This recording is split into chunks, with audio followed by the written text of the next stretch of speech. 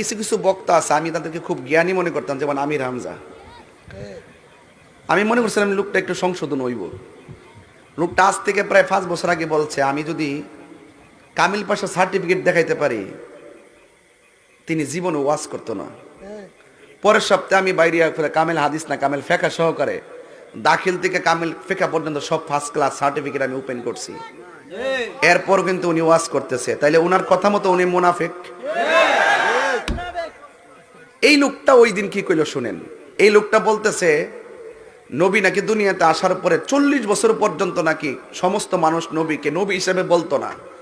দিন এক বলতো আব্দুল্লাহর বেটা মোহাম্মদ নাকি বলতো, আব্দুল্লাহর বেটা মোহাম্মদ নাকি বলতো। নবীজিকে নাকি এই 40 বছর কেউ নবী বলে ডাকে নাই, এই নবীকে নাকি কেউ রাসূল বলে ডাকে নাই। আমি রামজা সাহেব, আমরা নবীরে নিয়ে এত গবেষণা করছি,